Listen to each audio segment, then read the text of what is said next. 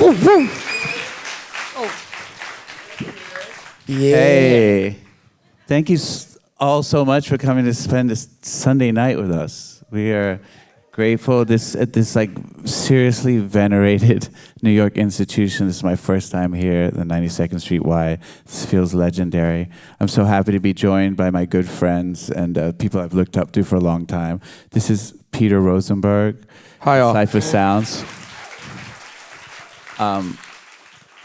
The reason that I wanted to have them here tonight to have this conversation with me is because, you know, we're mainly talking about this book, Night People, that I've written about DJing and about New York in the 90s. And when I was writing the book and even towards the end of it, these were two people for different reasons that I kept sending snippets to him, being like, what do you think of this? Now, Cipha, because he's a genuine New York DJ legend, like started off carrying crates for Funkmaster Flex, got through to, you know, DJing at the Tunnel, DJing at Hot 97, just an amazing DJ. Little Kim. DJ for Little Kim. That's an ongoing joke on their podcast that he just always brings that up at any opportune moment. You know, I used to DJ for Little Kim back in the day.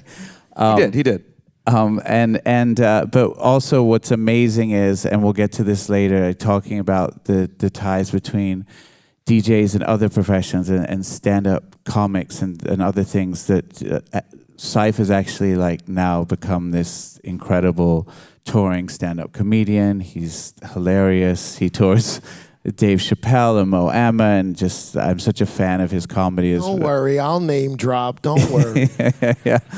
And then with Peter Rosenberg, again, somebody that I've looked up to for a long time, been on Hot 97 on the morning show for so long, does the ESPN Drive Time show, and then he hosts WWE. It's like the most insane like range of stuff, but also the way that we came up and being rabid fans of music. I just like so lucky to have them here. Very insightful, funny people to have this conversation with us. So thank you for having us, Mark. Yeah. Mark is the most famous and biggest fan of me and Peter's podcasts. Some would say our only fan. Yeah, we certainly our most famous. We cling to Mark's fandom of our stupid ass show. No, even though I've respected these guys for a long time, you actually have only gotten to be close to last really 4 or 5 years, because one time I got a phone call on my cell phone, like on a Sunday morning, and I looked at my wife and I was like, oh, I should take this because you were calling me. And I didn't know that you had a habit of this, but you just call anyone at any time and you're like, hey, you're on the air. I just happened to be on while they were taping it. It's weird that we have so few friends of the show now with that habit that I have. But you answered. I answered, and I was gassed because I'm a big fan of their podcast, One Ep is Life, and that they'll tell you they were literally the first hip hop podcast. How long ago did you guys start doing it? 07. 07, yes. 2007. Right. So all these guys now who have all these huge hip hop podcasts and they make millions and millions of dollars. We were the first ones to do that they stole their idea from, and we don't make millions of millions. Okay. We don't make millions. Well, no, we had a really strong business sense at the time, and we said, I see all these people putting all this attention into their podcast. We need to focus on radio. That's where the money's going to be. Radio. So, good news is we're still on the radio. They called me up and I answered some silly question about what my favorite Nas song was or something, and then that started this friendship, and like I said, what's become part of this book. So talking about the book, I'm just so excited to have them here. So for me, my first experience of DJing, I mean, I didn't know I was DJing at the time. I was 8 years old, but it was at my mother's wedding, and my mother was remarrying my stepdad, and my stepdad was in this pretty famous rock and roll group, Foreigner, and but it was so weird. The music at his wedding seemed a complete afterthought. Like there was some tapes playing to in a cassette deck in the house and some speakers in the garden, and at one point the speakers just like cut off, and Mick looked at me and he was like, Mark, go put something on, you know. And I was like, the biggest profound responsibility I could have.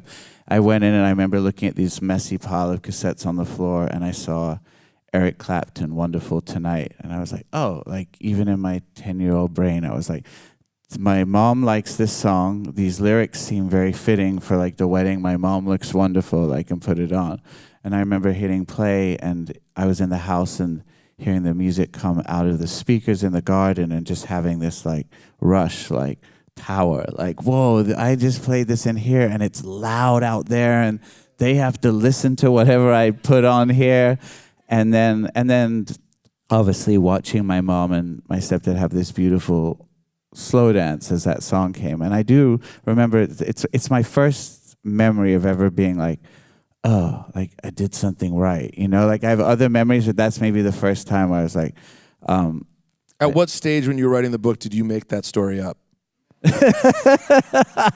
because it's like such a beautiful story, Cipha, and I always think about like if I were to write a book, I could never remember anything that cool. You know what happens when That's such a cool story. You know what happens when you start writing the book? Of course, I never thought about it until I started writing this book for a split second that like this was my like origin story. I was like, oh yeah, that time I hit play like at my mom's wedding. But then obviously as you're writing, you're like, oh yeah, of course. Like even though I had no idea what a DJ was, but do you have a moment, or can you remember, even if it's not as good as mine, do you have something in your head that's like the first time you fell in love with DJing? It could have been, well, I don't need to tell you what. For me, it was probably more contrived and like radio based because my love of DJing had come from hearing DJs on the radio. So then the getting to do it in front of a crowd, the thing that you guys are masters at and that I tinker with and have enjoyed and been passionate about, that kind of came later.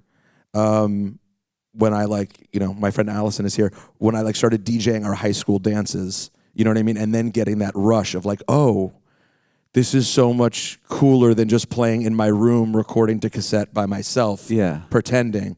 And then from there, of course, falling in love with that feeling and finding the things that work. But Cipha, you probably have a more legitimate origin story of DJing. Well, the thing about what I like about where you're saying like the first time you do it and you realize the power of playing a song and the crowd reacting, right? Because sometimes people don't know why we have headphones on. Right. They really don't know why a DJ has headphones on. It's because we're listening to the next song. So while you're enjoying this song, we've already moved past it, and we have this anticipation and excitement of wait till they hear this. You know what I'm saying? Right. Funniest thing is some people in here right now definitely were just like, wow, that's why they wear headphones. But honestly, that's what happened. So I interviewed Cipha actually when I interviewed 150, 200 people for the book while I was writing it because obvious reasons. I wanted smart people's take on DJing. I did a lot of drugs and drank a lot in the last 30 years. Don't worry, I got myself together. But memories I wanted to remember. But Cipha, you said so many insightful things, but just that one there, I never even thought about it like that. Just saying like, we're listening to the next song. Yeah, we're always in the future. Right, but even if it's a couple minutes. That goes to like all my brain starts going to like, no wonder I can never be in the moment. 100%. But that's such an interesting thing because as a DJ, you're always watching people have the most amazing time. And I'm not going to lie and say like we're not having an amazing time. You're not basking that, but you're usually the most. You can also be the loneliest or most solitary person in the most fun rooms, but. You just put it in such a clever way, right? You're having fun because you're like thinking about. It's like I think about it like a Christmas present or Hanukkah present. Sorry, we're here at the 92nd Street Y. That like when you're like hanging over them as they're about to open it because you like can't wait to see the look on their face because you're like this is exactly what you need but don't yet know you want. That's like a lot of the feeling when you're like queuing up that record. Yeah, and 100%. And then the thing is, when I learned the power of it, my stepfather was just a FedEx driver. Sorry, but he was a foreigner. He was a foreigner. You said, but he was a foreigner. No, that's our joke.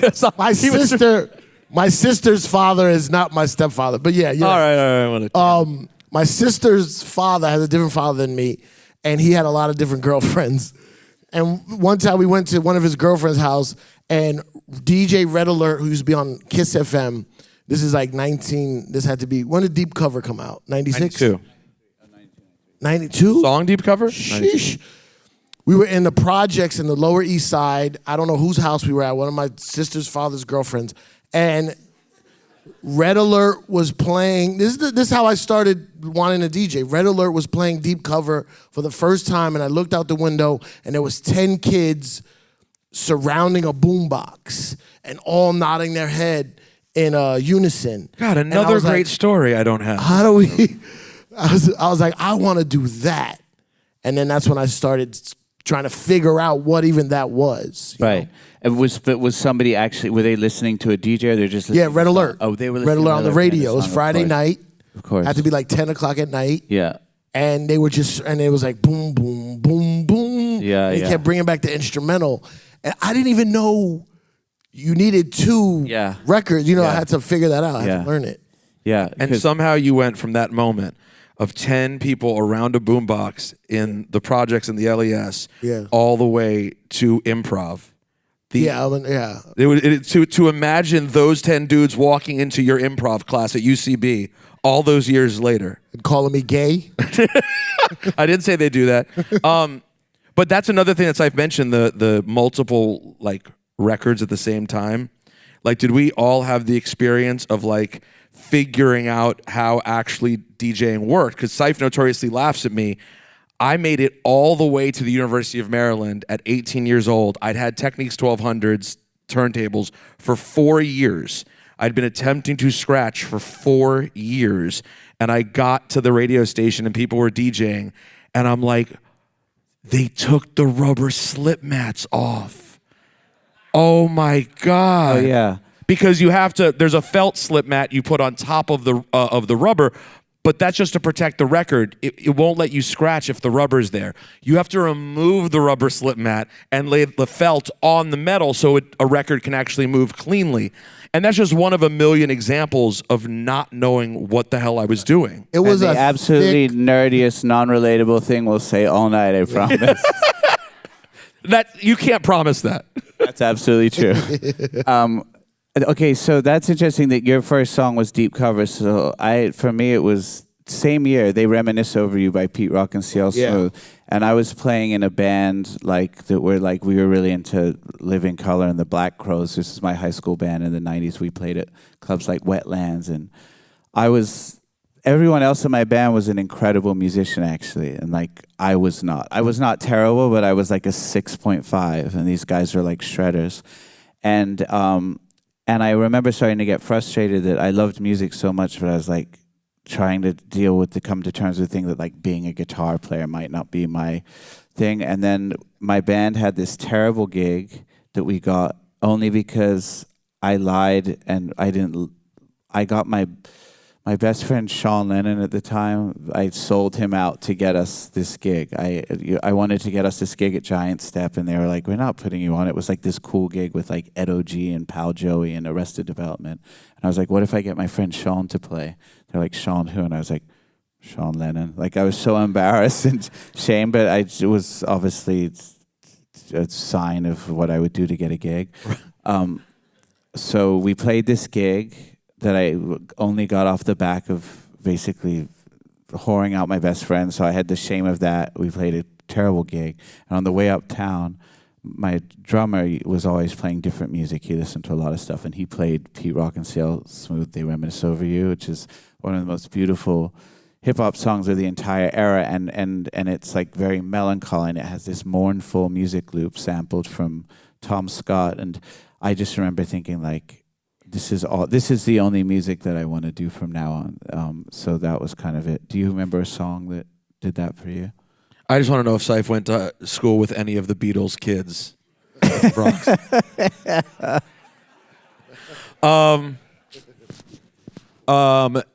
Man, I had like a myriad of hip hop records that really hit me. I mean, Reminisce is up there for ones that really affected me.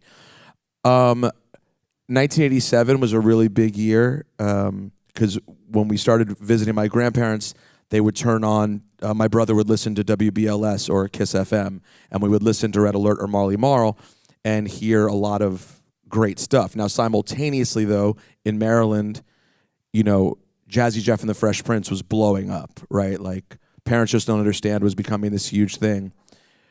I feel like the record that I first remember hitting me like, oh my God, this feels different than any other music I've heard was So What You Saying by EPMD. Right. I think that was like, You were much cooler than me because in 1987 I was still listening to Paula Abdul and Guns N' Roses. Oh, I was still listening to Paula Abdul and Guns N' Roses. Yeah, Scat Cat. MC Scat Cat? That cat was the man. But isn't it funny? But music was so different than I remember trading cassettes with my friend Javon Noel in elementary school, and I traded Javon my Poison tape for his Poison, like Talk Dirty to Me or Yeah. Albert DeVoe? Okay. I played at the the somewhat shitty rock band. I traded Poison for Shots his. fired. Sorry, I don't want stories to come out of this. For his Biz cassette, you know, and it's just like it was a different time. Like kids were really, if you were curious about music, you were curious about a lot. Cipha, what was yours? Your first hip hop, like He said deep cover. Yeah, the deep you said it cover. was what? Listening. What did you say? Deep cover. Oh, deep cover. Right. Deep We cover, started with you. One thing that I really enjoyed talking with you about when we were talking about the book is coming up in the 90s as well. And we're going to cover a whole range of things. Don't worry, this is going to be like DJ shop talk the entire time. But it might.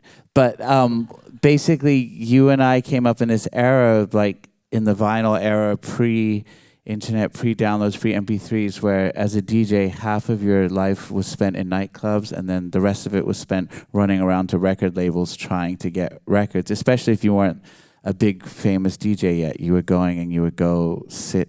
We would go up to these offices in like Midtown, and we were these 19, 20-year-old kids, and you would bring a flyer of a party that you DJ'd with your name on it, and you would go to the front desk and be like, "Hi, I'm Mark Ronson, DJ at this place and this place and this place, and could I please have the new Jizza record or whatever?" And then the person would come out and then look at you and see if you were like worthy and maybe give you one or two copies. What do you remember about your experiences of that time? Yeah,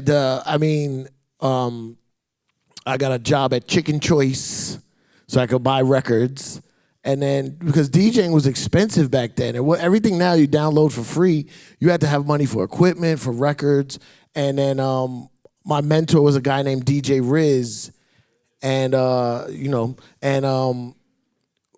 my first job was to sit in the car while he did exactly that. Right. Go up to record labels, and then finally I got to go up, and record labels would give out promotional copies of singles that they wanted played, but they're giving them to the top radio guys. So we were like all relationships and almost begging for like, "Oh, can we have some free records, please? I promise to play it in front of a lot of people so your artist will blow up." You know what I'm saying? And my whole life was just working at a record shop called Fat Beats, going to record labels, going to college radio stations, you know what I'm saying? And just trying to make every connection to get this music before it came out, really, because it was like you had to have it first. Yeah. You had to have it first. And then I started going to the clubs with DJ Riz, the same era that the book is about. And I wish I could go back. It was just the funnest time, just vinyl, energy, people dancing. I DJed at the Limelight, which was a church. Still a church. It's just a pizza place now. Yeah, that's a pizza place. But that was the first time I ever made money DJing, was in the room where the pizza place is. I played in the Limelight. Limelight was like crazy. Does anyone here know what the Limelight is or remember it? Yeah. Okay. So like when they had this crazy night called Disco 2000 on Wednesdays. Mm-hmm. And that was the night that actually ended up being like the center of that Club Party Monster movie with Macaulay Culkin, when about Angel Melendez, the murder, and how they chopped up the body in the bathtub. And that was the absolute debauchery, of the end of that entire time, but maybe a couple years later. But yeah, they had the club kids there, and I remember on the guy Michael Alec, who was the ringleader. He loved having kids, and this is pre-Giuliani New York, so nobody had a good bullshit excuse could get you past the door most of the time, you know? And they loved having kids in there, and I would go in there at 15, 16 years old on a school night and just like, you know, lose my mind. But I had a couple DJ gigs there as well. What did you play there? Was there a hip hop night there? It was Friday nights was like house and techno, but then the small room was the hip hop room. Yeah. And there'd be all kids that, you know, liked hip hop, and they would come in there and then go listen to house and come back in. It was the best. Yeah. I have a whole passage because that's something that really rang true of that era. You know, all the biggest DJs were in the big clubs like Limelight and Palladium, were all the big house DJs and the techno DJs. And they would always put us in these rooms that were incredibly imaginatively called the hip-hop room. And it was usually like, it was a closet. Actually, I'll just read this little part from the book. I just got to find it. Say something funny while I find it. Okay. Our friend is an author now. Okay, here we go. This is because I know you haven't read my book, so here we go. This is what it felt like in that era. Okay, so the big clubs, Limelight, Tunnel, Twilo, were a reminder that while hip-hop ruled our little corner of the city, the rest of New York City danced to 120 BPM and up. Nowhere was that divide more obvious than at the Roxy. So the Roxy was a club that I DJ'd on Friday night that was very much like what we're talking about. Walking into the club, you could see the main DJ booth right away, a sprawling fortress of sound perched on a balcony high above the crowd. Past the entrance to the left of the floor, a stairwell led up to a narrow room called the Skybox, where the DJ booth was a cramped closet with a glass door that may or may not have once housed mops. The main booth declared, "You are the master of this domain." The DJ looked down on the pulsing crowd like a benevolent ruler. 3 pristine Technique 1200s were suspension mounted with rubber bands to shield them from the thunder of upteen subwoofers. Jet black gooseneck halogen lamps, entirely unnecessary, but super slick, stood guard like soldiers. The setup included a pair of Pioneer CDJ 500s, the first CD players to let DJs manipulate digital tracks with the tactile precision of vinyl. Wall-mounted cubbies behind you housed records. In a booth this palatial, you could burn a few calories just by pacing back and forth all night. Towers of gear with blinking lights made the space glow like a Christmas tree designed by Kraftwerk. The upstairs booth muttered, "Good luck, kid." The dusty, banged-up Techniques greeted you like old prize fighters, their tone arms wobbling where the securing plastic had long since broken off. To fix dead channels, I had to lick the back of my needles, which tasted like battery acid and stale cigarette ash. Lighting? A single clamp-on task light casting the subtle ambience of a police interrogation room. The sound system was a lone Crown amp powering 2 Warhouse speakers that had seen better days. There was barely space for me in my 2 crates. One booth screamed, "God is a DJ." The other offered, "Also, maybe God is a janitor." But in the end, you found the booth that fit the music you loved and eventually learned to appreciate the rank tang of battery acid. Anyway, that's the thing. Thank you. But yeah, I thought like...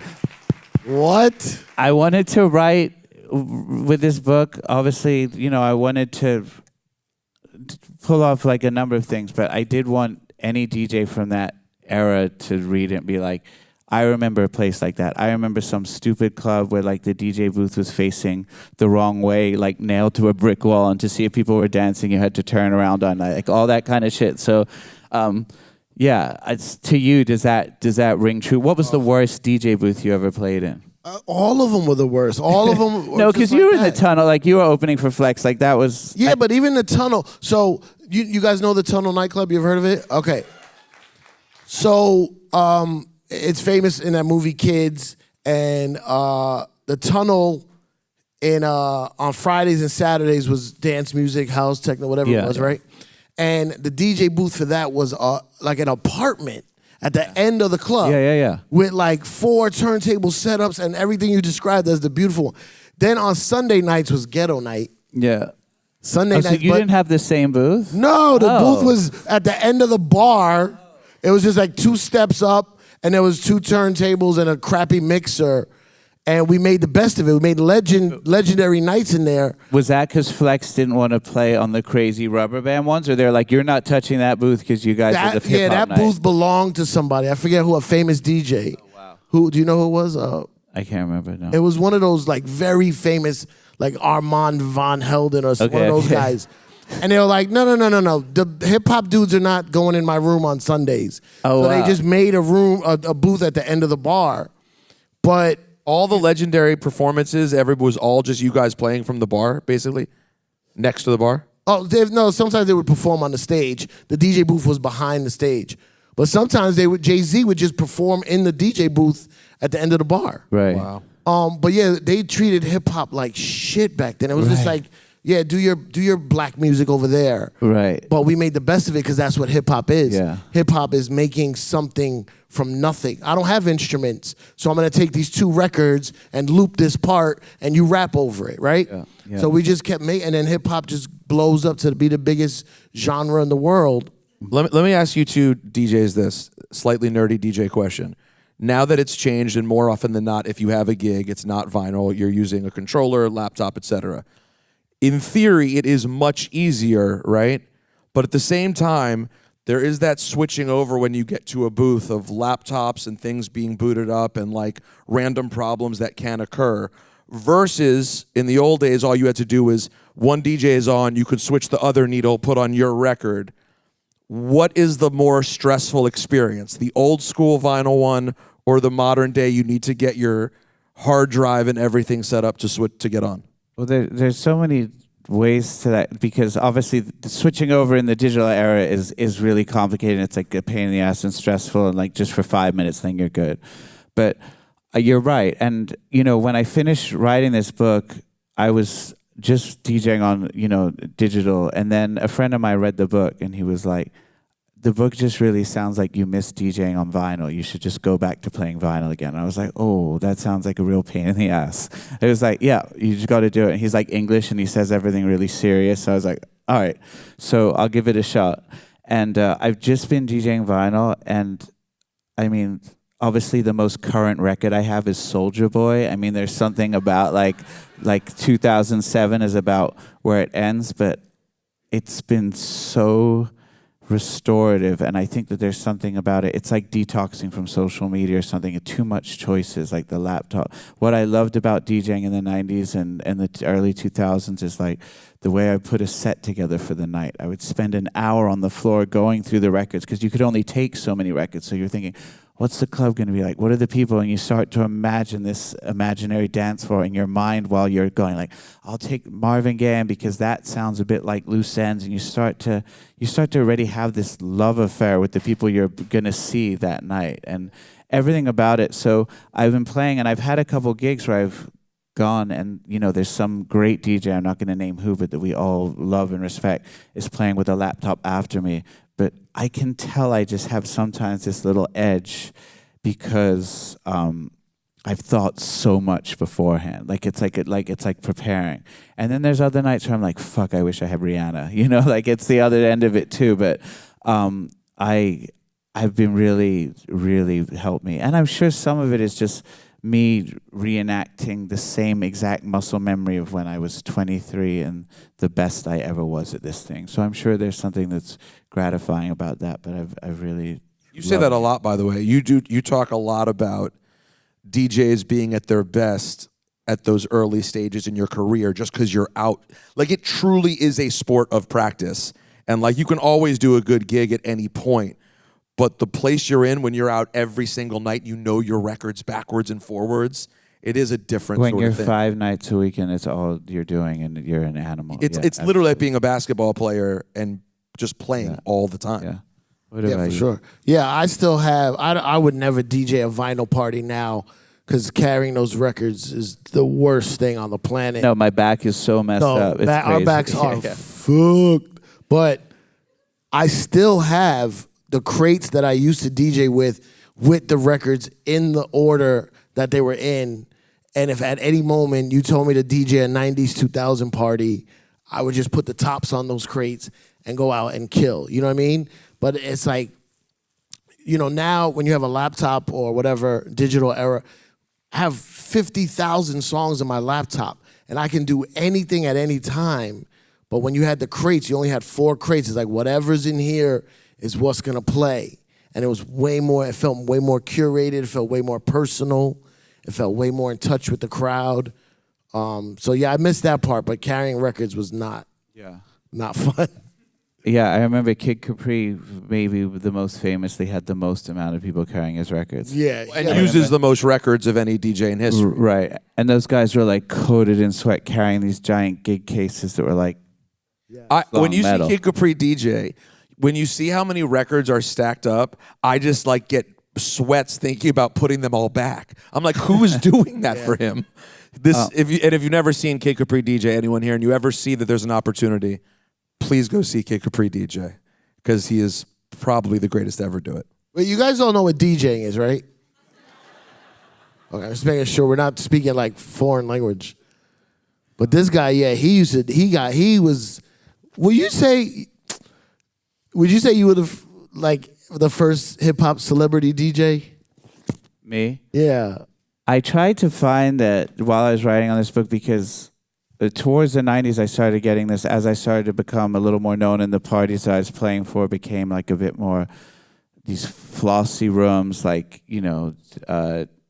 Jay-Z and of course Puff and everybody else. And I started to get called celebrity DJ, which obviously made my skin crawl. I know. I know it's cringe. Is this because I DJ now for celebrities, or is it because I am now a D-list celebrity because I've become sort of famous by playing records? It's both. It's a combination of both. Yeah. So I tried to find it, and I couldn't find on the internet. I'm just picturing your search history. Am I the first? Yeah. I could. Hey, chat. No, because there was please let it exist before 1998, and it doesn't. So yes, I might have the misnomer of being the person for who that. Because there was an era where hip hop, we had the small rooms, the grimy rooms, and then the 96, 97, 98 era, a lot more money started coming in with Bad Boy and Jay-Z, and then the clubs started becoming hip hop on the main nights, not just the offshoot. Yeah. And what's the one of the main clubs you did that was in the movie Made? Oh, Life. Life. No, that was System. But I did Life was sort of the big one where I got. Yeah, you did Life. Yeah. So that was like, that's where it started becoming like champagne wars between Jay-Z and basketball players, and you were the guy. So they'd be like, it wasn't just the party. It was like, oh, we're gonna go. Mark Ronson's DJing there. Right. Yeah, my friend used to say that he didn't like, because this is this era when hip hop went from being a fairly underground thing that we were talking about to suddenly being like sort of commercial, and obviously being a 22-year-old room, being in these tiny areas with like Jay-Z over there and everybody singing Hard Knock Life was very fun, but maybe there were things about it that, like you said, it got more commercial and glossy. Yeah. And my friend used to say that it looked like a dishwashing detergent ad going to the clubs, because everyone was holding up their glasses in the air like this, and it looked like it was people when they're holding up to see if their glasses are clean in the dishwasher detergent. Which actually, I have a few embarrassing Jay-Z stories in my book, because this only takes place in the 90s, so I was sort of like a DJ. I had a lot of clumsy encounters still with celebrities, and I do feel like everybody has an embarrassing Jay-Z story from that. Do you have one? Oh, amazing one. Really? Can I tell it real quick? Yeah. Okay. Mariah, I'm going to name drop. Mariah Carey's 1999 New Year's Eve party. I'm DJing. So at midnight, I played a song, Prince, 1999, right? This is 98 into 99, 98, not Y2K. No. 98 into 99. So I play 1999, the song. Half hour later, Jay-Z comes in with all his crew. He comes right up to me. He's like, yo, play Prince 1999. I go. And this is the era where you don't play the same record twice a night. If you're a good DJ, you don't play the same record. So I go, oh, Jay, I played it at midnight, when the ball dropped. And he goes, I wasn't here. I go, I know you weren't here, but we played it already. So he's like, well, play it now. I'm here. And I'm like, no, we played it already. And we got into an argument. And this is not the first argument I've had with Jay-Z. And he goes, yo, it's New Year's Eve, 1999. I want to hear Prince. And he slams his hand on the turntable and stops the record. And I come from around the booth and face to face with Jay-Z. This isn't embarrassing. This is terrifying. This is, sorry. And we were going to fist fight. We were screaming at each other. And did you had any champagne? I don't drink. He did though.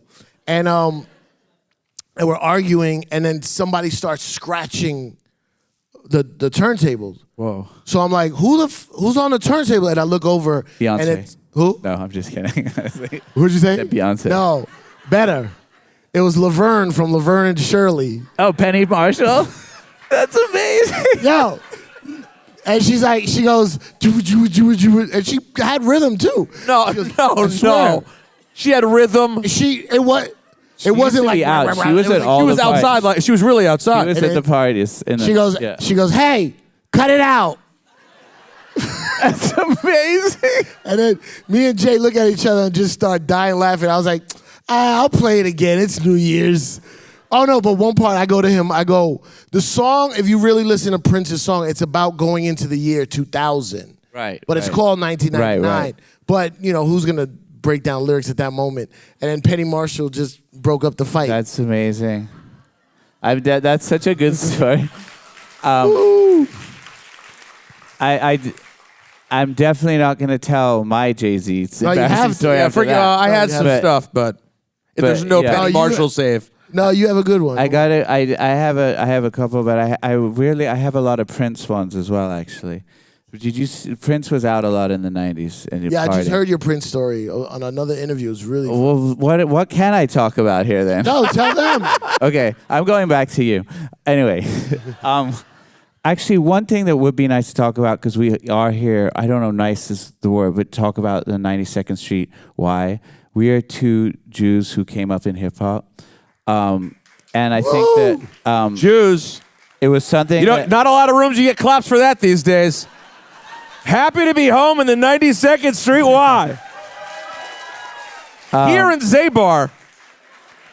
This is. Oh, they're Jews here?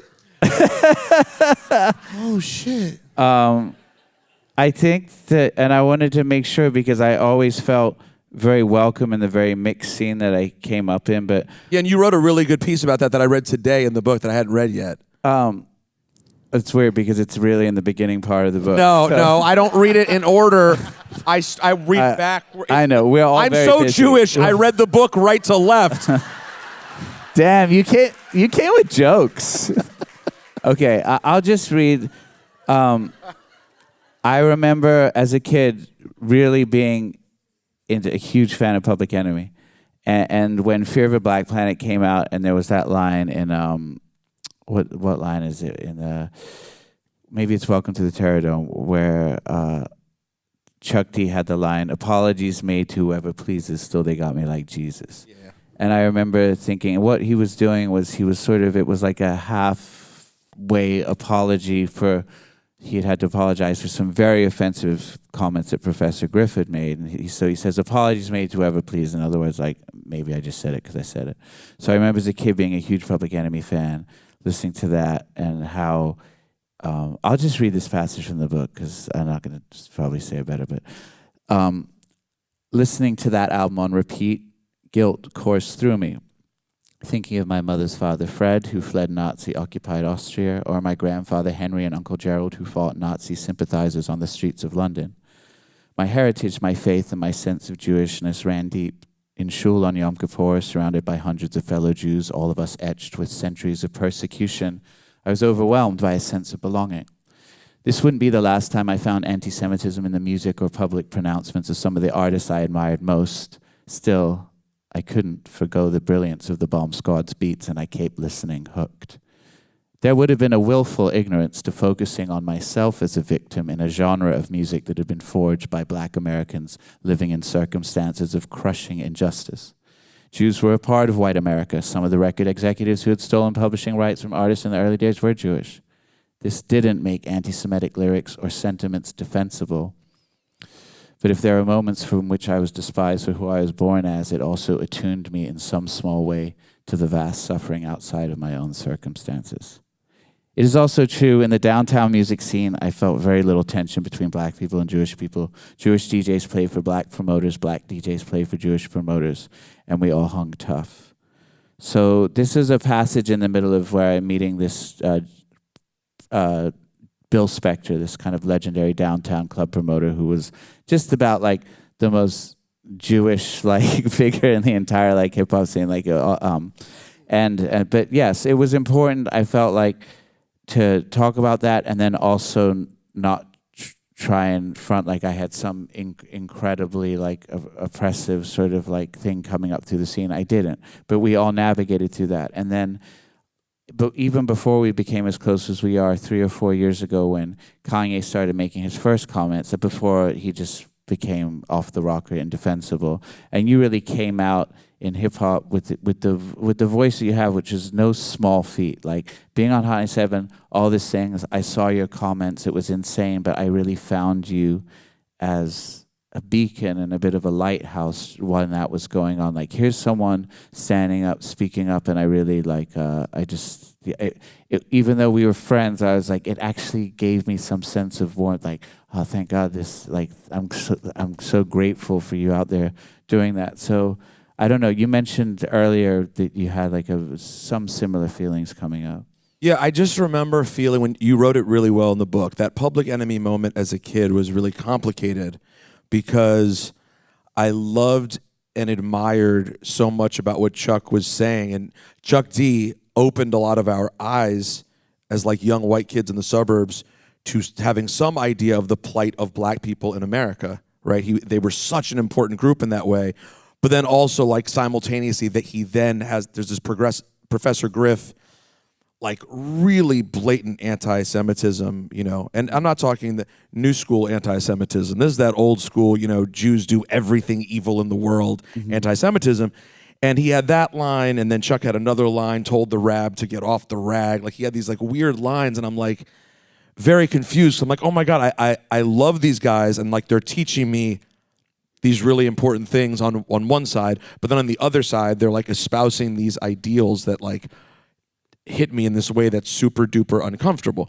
And they weren't the only artists who did that of that time, right? There were a few other artists who I loved and admired and listened to, and then like certain songs like, yeah, let me just skip past this one. But I think you really nailed it, which is that I think it was an important experience as like white kids to sort of gain some sort of feeling of discomfort, because that's kind of what such a big piece of the entire culture is about, is teaching people the discomfort that it is, to put it mildly, of growing up black in America. So for me, it was sort of like this odd situation at the time to feel it, but I ended up feeling quite grateful for it. And as time went on, it obviously toughened me up. And Cipha, you've heard the stories on the podcast now. Cipha got to be firsthand witness to like my experience being a front-facing Jew in hip hop when my name, you know, and my name isn't as cool as Mark Ronson. You know, Rosenberg, it does not leave anything back. Right. So, you know, just being called Jew in public for years and years, it's one of the interesting things about people talking about the spike in anti-Semitism, which is definitely true. But I'm like, just so you know, it's been out there the whole time. You just have to really be front-facing and have a name that people recognize. So I guess I think a lot of Jewish kids who truly love hip-hop will resonate with them to read that, because it was something that we all went through. Because who doesn't love Public Enemy? And Public Enemy is so important. I mean, Fight the Power, to me, may be one of the most important hip-hop records ever made. Shut 'Em Down, same thing. Like, these are records that are a part of my soul. But then reconciling those artists that you love may also have views that you don't love. But guess what? Isn't that the experience that every black person had watching white people on television and film their entire lives? They're like, oh, I love Mel Gibson. Oh, that was Mel Gibson. I mean, it's happened time and time again. So it was an interesting experience. We're gonna get to questions in a little bit, but I think that I opened this quote. Thank you. I opened this quote with something, a quote from a legendary DJ named Clark Kent, who's passed away. I think it was last year, but just one of the greatest club DJs of all time, instrumental in discovering the careers of Biggie and Jay-Z, and just an amazing person. Great Great guy. He said this. I remember him saying this on your podcast, and so I like had to go listen to like I think 50 old episodes to feel it. But I wanted to open my book with this quote because it's a little bit about why I wrote this book, just about the 90s and not later. And it's Clark Kent. He says, "I'd never take DJ off Clark Kent. It's because I'm a DJ that I've been able to do everything else that I've done." And I think that's a beautiful quote. It's like he's designing luggage for Toomey and watches for Rolex, but he's still DJ Clark Kent. He never just became Clark Kent. But I understand what he meant, because there's something about coming up as a DJ that becomes the entire lens in the way. For me, it was the way I made music. As a DJ, you're constantly putting together different genres and tempos. And so when I got in the studio, that was kind of how I approached music. I still DJ'd 30 years later. It's still one of the things that brings me the most amount of joy. Your career's gone on so many other things. How, for you, is it the way that this lens for you? Well, I sometimes get called DJ, but I never had it officially in front of my name. So sometimes it gets said, usually by like very white places. They'll be like DJ Peter Rosenberg, but it's not me really. But it doesn't matter. It's not the words. No, it's not the word. I just mean, is there something about how you... I feel like I take it with me everywhere. Like it does feel like, and I was going to ask you guys the same thing. Doesn't it feel sort of like a superpower? Like no matter what world we're sort of in, doing different things, whether it's you scoring a film and doing things in Hollywood, or doing some huge thing for Gucci, or you doing a comedy show in God knows where. Like it feels... God knows where. Is that like... Respectfully. Right, okay. Well, no, he travels a lot. I was in Columbus, Ohio yesterday. See? Thank you. And then he just did the entire Middle East. But from Columbus to the Middle East is God knows where. But you know what I mean? I feel like our hip-hop connection is like our superpower that we sort of... Like, do you ever feel that way when you're in rooms like doing like crazy pop stuff and you're like, yeah, I can do this and it's awesome, but like... DJ Premier knows who I am. Like I really come from this thing. A little bit. I was on the show when the book came out. You said like something that was funny. You're like, I've always admired your little, wherever you are, whatever you're doing, the little subtle hip hop flex. And I was like, yeah, we all kind of have that. For you though, I feel like DJing, and we won't get into it tonight, but I got a whole chapter that I spoke to you about the similarities between DJs and stand-up comedians. We just have this, we both have this thing where we can only perform for rooms. We work clubs. We all call it killing. It's rhythm, it's timing, it's all these things. Is that, your DJing, of course, is so correlated to stand-up. 100%. I'm my career, my profession now is a comedian, and I always say I'm like a semi-retired DJ, but my soul is DJ first. It's who I am.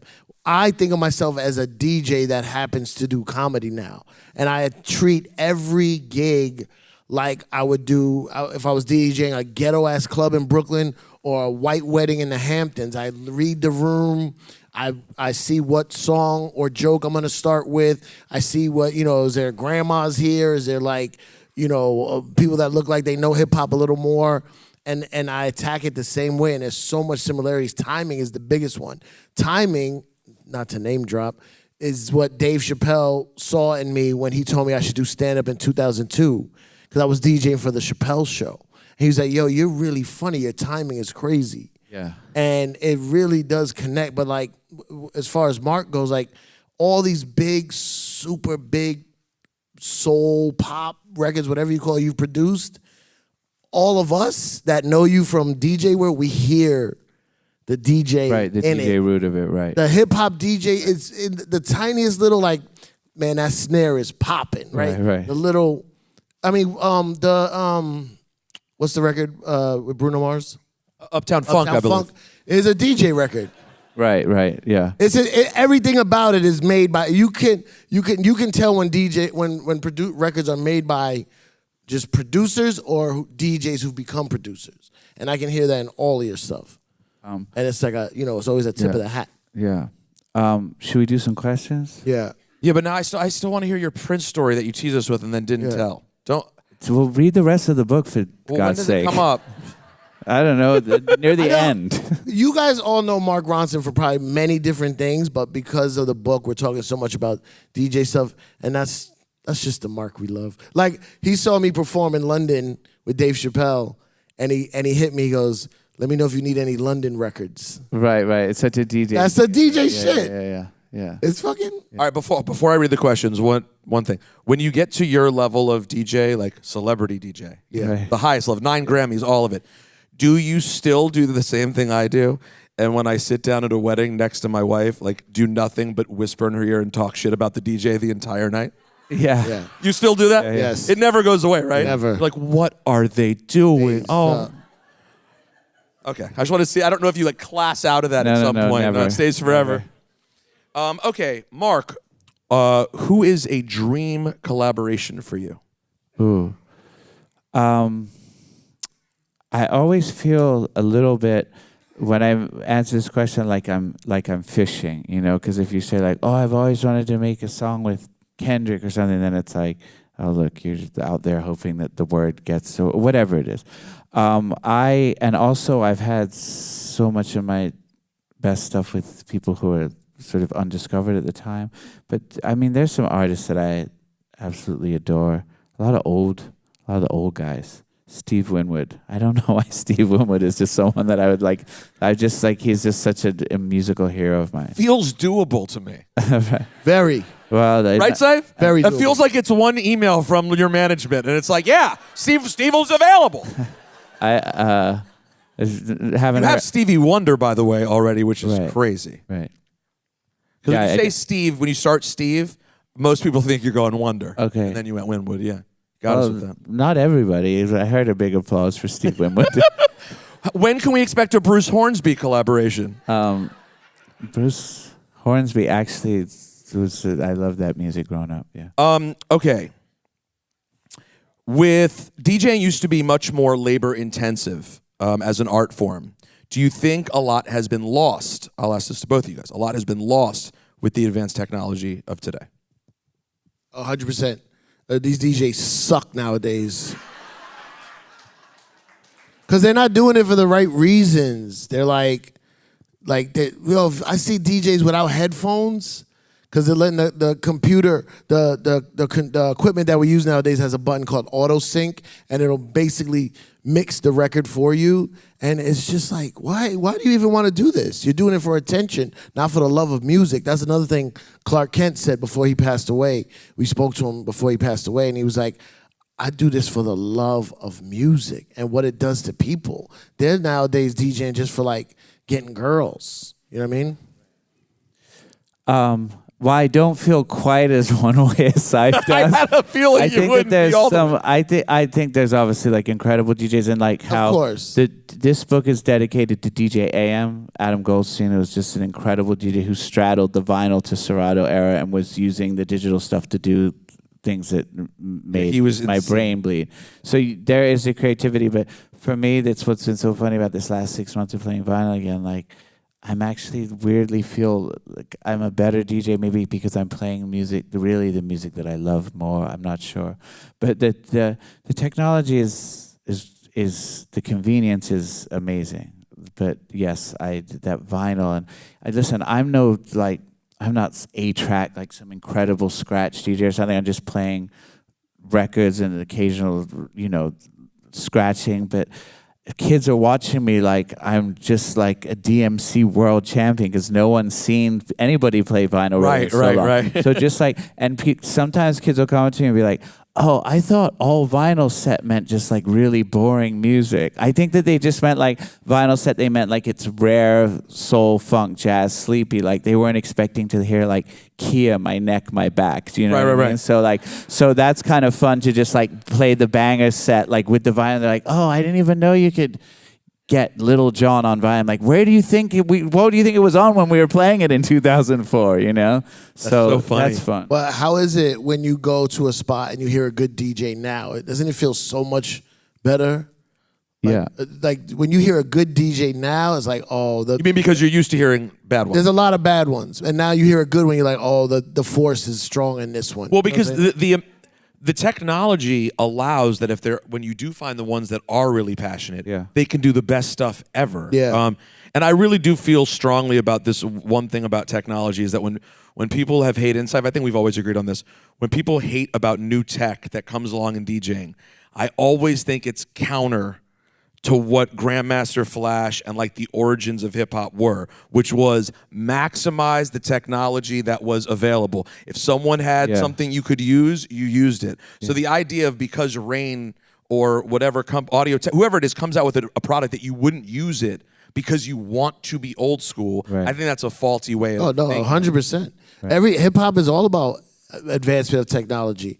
I use all the new technology, but I still have the DJ essence. We got a few. Just a couple. Hold on. Too rapid fire. Hold on, it's a good one. Or quick. This one relates to that. So I heard you on Ministry of Sound, Mark, and you played an amazing track underneath Jay-Z's PSA. See, using technology. Right. What was it? I want to hear that mix again.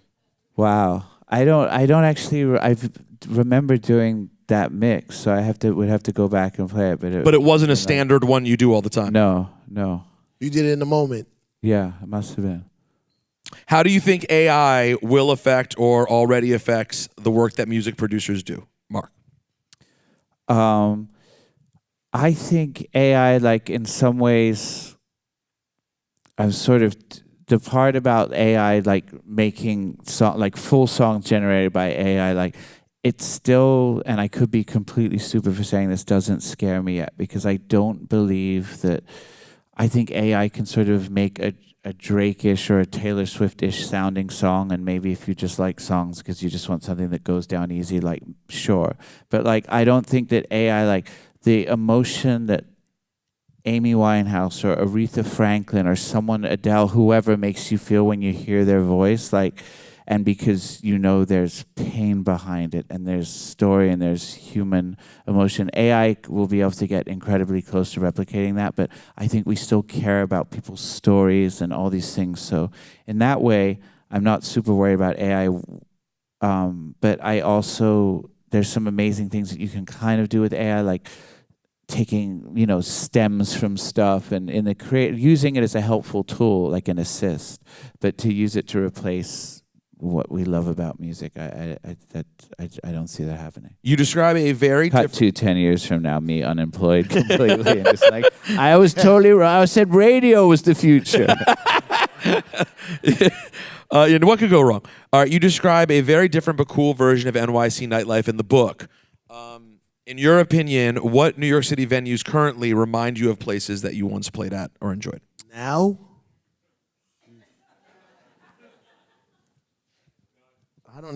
I think the club that Static Selector owns in the Lower East Side, is it Blind Tiger? Yeah. That I've been in there. That has a good feel, but I had a lot of other, and not that they're not good. Like I love going to parties and hearing Bad Bunny records. Like the energy is still exciting, but it doesn't feel like it did back then. Right. But I also think that we're old, so we're not supposed to know where the stuff is either, which I feel how good would we about. know? And I find the book, the epilogue ends with me going to see Ellie Escobar, who's an incredible DJ. And also what's amazing about Ellie is he came from the same era as us and was just like a gigging DJ, no name, sort of just paying check week to week by playing music that drove him crazy, and in the last 10 years has become one of the most celebrated DJs in New York nightlife by doing what he loves. And the book, sort of the epilogue, is a day out with my 2-year-old daughter strapped to me and a baby Bjorn, walking around downtown and seeing where the clubs used to be that aren't there, but then ends at Knockdown Center watching Ellie tear it down. So I do think that there is amazing stuff going on. One of the places I've been playing is Ellie's Club in Brooklyn, Gabriella's, and there's stuff out in Queens and everywhere. It's just like I don't know where that is, and maybe neither am I supposed to. Yeah. So yeah. No, it's definitely coming back though. The bottle service, the tables are all moving away. Dance floors are big again. Everybody's on the dance floor having a great time. It is looping back. It is starting to remind me of how it used to be. That's how old we are.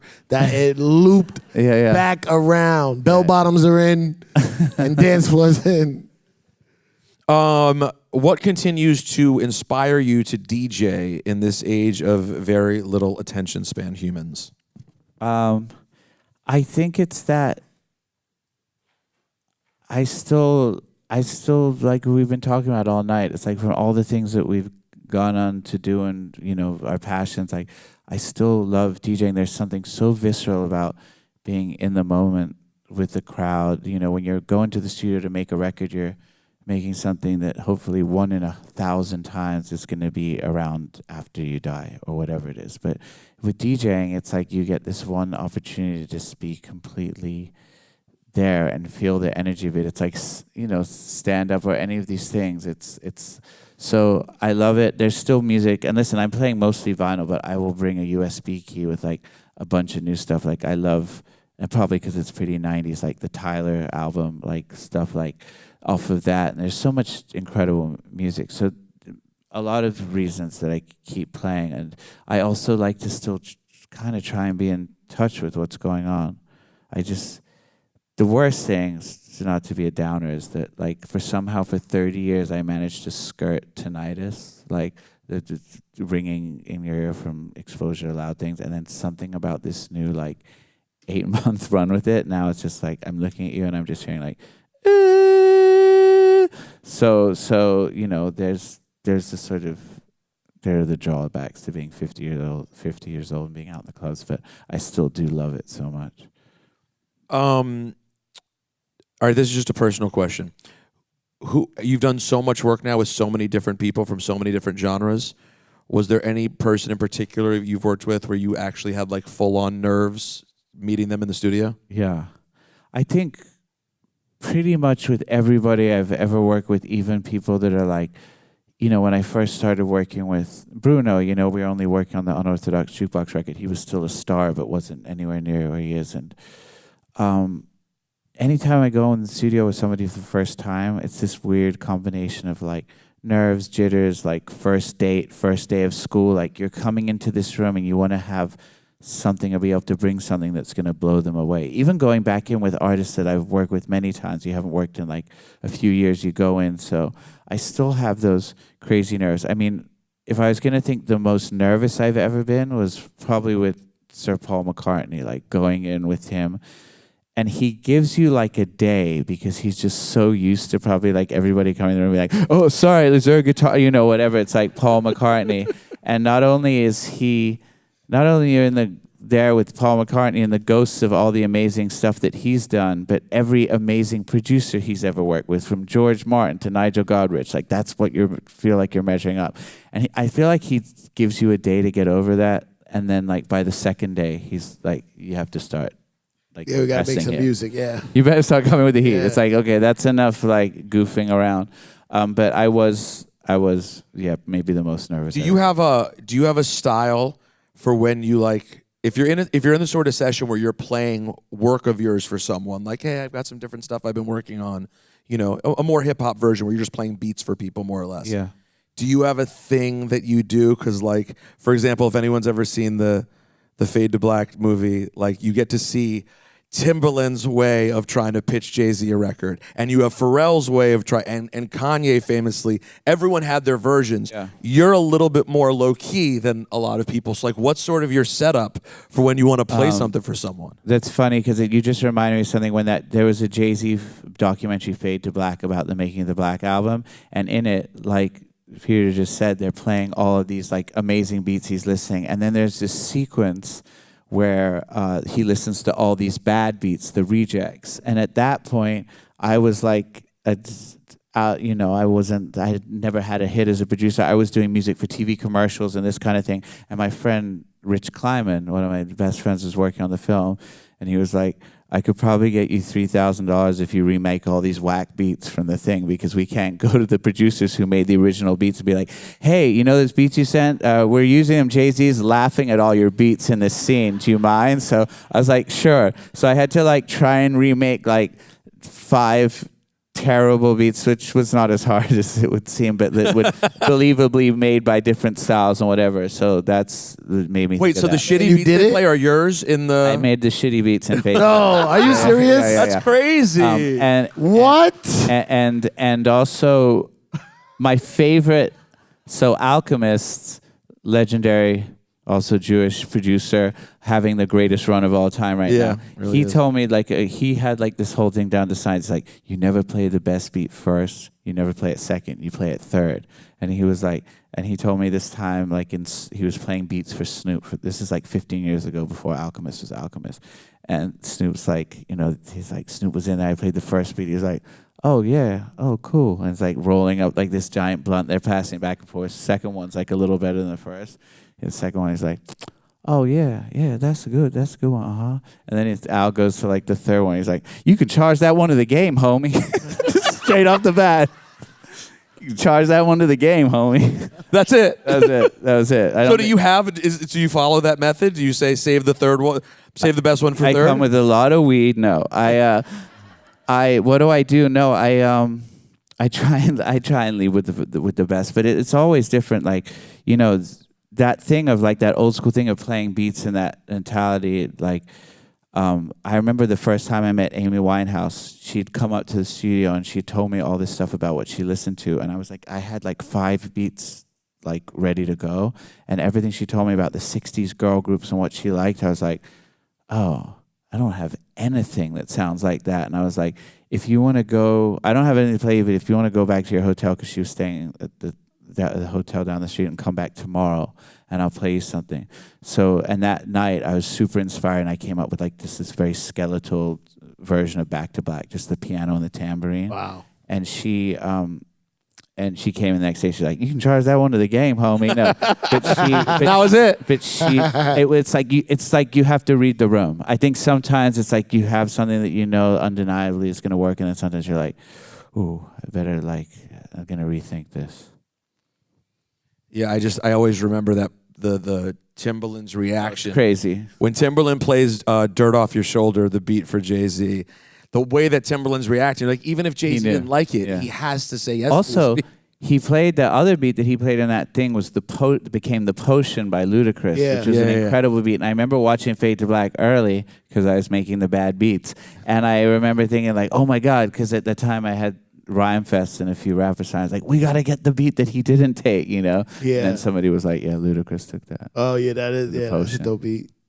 I think that's it. I think we're supposed to put a bow on this thing. Okay. And say goodnight and good luck to everybody. Yeah, so grateful for you coming out and Sunday. Thank you so much. This has been so much fun. Check out the book. It's my love letter to 90s New York and a lot of things in family and addiction and DJing and all of it. And thank you so much for being here with us tonight. Thank you guys so much. Thank you to the Y. Appreciate it. Thanks, Mark.